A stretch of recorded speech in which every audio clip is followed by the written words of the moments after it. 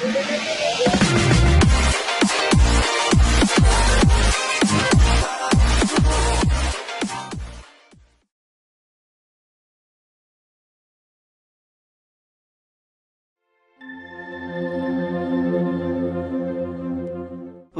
वजूद किस्त नंबर 2। सुर्ख मर्सिडीज कब्रिस्तान के रास्ते से वापस चल पड़ी।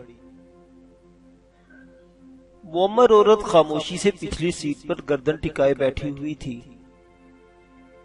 और ड्राइवर मुनासिब रफ्तार से कार ड्राइव कर रहा था। मुअम्मर औरत ने सीधे होकर कहा, क्या कहते हो इस बारे में रहमान? आपने जो फैसला किया मैडम, दुरुस्त ही होगा। तुम बताओ, मैं और क्या फैसला कर सकती थी? क्या करती मैं अगर इसे तुम्हारे कहने के मुताबिक दारुल इकफाल भेज देती तो? वहां बाकायदा फार्म वगैरह भरने पड़ते, अपना पता बताना पड़ता, उल्टे सीधे झूठ बोलना पड़ते। अगर किसी आया को मुकर्रर करके कहीं और लेकर रखती तब भी इसमें वक्त लगता। अफ्ताब तो हम पर अचानक पड़ी है ना। असल में जरा सी गलती हो गई। हमें मेहताबपुर हाउस में नहीं रहना चाहिए था, बल्कि आर्जी तौर पर कोई और जगह मुंतखब कर लेते, कोई फ्लैट वगैरह किराए पर ले लेते तो ज्यादा बेहतर होता। ये बात रानी साहिबा ने भी नहीं सोची होगी और यही नुकसान दे गई। जाहिर है रानी साहिबा ने हमारे स्कूल जो जिम्मेदारी की, इसकी कोई वजह ही होगी। मेरी समझ में कुछ नहीं आ रहा था, चुनाचे मैंने ये फैसला कर लिया। लेकिन मेरा ख्याल है कि आर्जी तौर पर यह फैसला दुरुस्त ही रहा। कोई तसव्वुर भी नहीं कर सकेगा कि बच्ची किसी ऐसी जगह पहुंच गई होगी। मैं सख्त परेशान हूं रहमान, तुम तसव्वुर भी नहीं कर सकते मेरी परेशानी का। जो जिम्मेदारी मुझे सौंपी गई है, इसे पूरा भी करना चाहती हूं, लेकिन गालिबन ये तसव्वुर नहीं किया गया कि इस सिलसिले में कुछ लोग मेहताबपुर हाउस की तरफ मुतवज्जो भी हो सकते हैं। अब जो होना था वो तो हो चुका मैडम। इस सिलसिले में परेशान होना बेमायनी है। अलबत्ता हमें नई प्लानिंग करना होगी। बज़ाहिर तो यूं लगता है जैसे वो बौली भिखारन अपना काम दिलो जान से सरंजाम देगी। इस पर निगरानी बस जरूरी है, वहां से कहीं निकल ना जाए। निकलेगी नहीं, आपने इसे खासा लालच दिया है। इन लोगों के लिए तो ये सब कुछ पागल कर देने वाला होगा। बस सिर्फ इतनी सी बात है कि इसके साथी फकीर कहीं इससे उल्टे सीधे सवालात न करे और वो घबराकर सारी बात किसी और को ना बता दे। ये तुम सच कह रहे हो, लेकिन चलो कोई बात नहीं, 2-4 दिन गुजार लेते हैं। बस तुम्हारी जिम्मेदारियां कुछ बढ़ जाएंगी। आप मुझे हुक्म दे मैडम, आप जो कहेंगी मैं वो करूंगा। मेरी तरफ से बेफिक्र रहें आप। शुक्रिया रहमान, भला तुम्हारे सिवा मैं किस पर एतमाद कर सकती हूँ। न जाने क्या किस्सा है, बड़े पेचीदा मामलात हैं। खैर, हमें तो सिर्फ अपना फर्ज पूरा करना है। हुक्म के बंदे सिर्फ इतना ही कर सकते हैं जितना इन्होंने हुक्म दिया। ये सब कुछ मैंने अपने रिस्क पर किया है। खुदा करे इसमें मैं सुरखरू रहूं।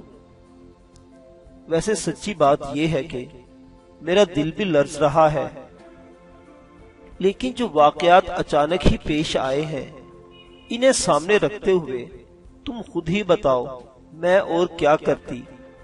फौरी तौर पर जो दिमाग में आया वो कर डाला।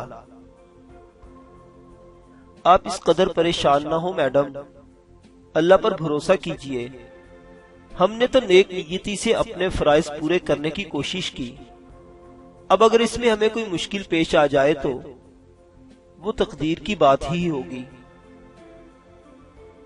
عورت نے ٹھنڈی سانس لی، پھر بولی، کسی ریستوران کے سامنے کار روک دو، کچھ کھانا چاہتی ہوں، صبح سے بھوکی ہوں۔ مجھے علم ہے میڈم، تم بھی پلیز کچھ کھا پی لو۔ بعض اوقات ایسے دنوں کا آغاز ہوتا ہے اور انسان سوچ بھی نہیں سکتا کہ آج کا دن اس کے لیے کس قدر ہنگامی ہوگا۔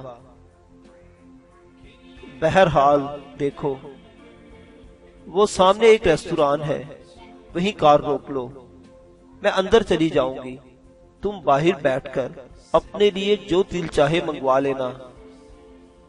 لو یہ پیسے رکھ لو۔ پیسے میرے پاس ہیں میڈم، آپ زحمت نہ کریں۔ معمر عورت ریستوران میں پہنچ کر کار سے اتری اور ریستوران کے اندرونی حصے میں داخل ہو گئی۔ ڈرائیور رحمان باہر پڑی ہوئی کرسیوں میں سے ایک پر بیٹھ گیا۔ لاؤنج میں بھی کافی لوگ موجود تھے۔ اس نے اپنے لیے کھانا منگوا لیا، کھانا کھایا، چائے پی اور پرخیال انداز میں انگلیوں میں انگلیاں پھنسائے وہاں بیٹھا موجود لوگوں کو دیکھتا رہا۔ اس کے چہرے پر عجیب سے تاثرات تھے۔ کئی بار اس نے پرخیال انداز میں گردن جھٹکی تھی۔ پھر کافی دیر کے بعد عورت باہر نکلی اور وہ مستعد ہو گیا۔ جلدی سے کار کے نزدیک پہنچ کر کار کا دروازہ کھولا اور پچھلا دروازہ کھول کر مؤدب کھڑا ہو گیا۔ معمر عورت کار میں بیٹھ گئی تھی۔ کار سٹارٹ ہو کر چل پڑی۔ بہت سی سڑکیں طے کرتی ہوئی بالآخر وہ ایک فیشنیبل علاقے میں داخل ہو گئی، جس کے دروازے پر پیتل کی پلیٹ لگی ہوئی تھی اور اس پر مہتاب پور ہاؤس لکھا ہوا تھا، لیکن گیٹ پر کوئی چوکیدار موجود نہیں تھا۔ ڈرائیور نے خود ہی اتر کر گیٹ کا لاک کھول کر گاڑی آگے بڑھا دی، نیچے اتر کر دروازہ بند کیا اور پھر اندرونی حصے کی جانب چل پڑا۔ بہت شاندار عمارت تھی۔ پورچ میں اس نے کار روکی اور نیچے اتر کر پھرتی سے دروازہ کھول دیا۔ یوں لگتا تھا جیسے اس عمارت میں ان دو افراد کے علاوہ اور کوئی نہ رہتا ہو۔ وسیع و عریض عمارت بھائیں بھائیں کر رہی تھی۔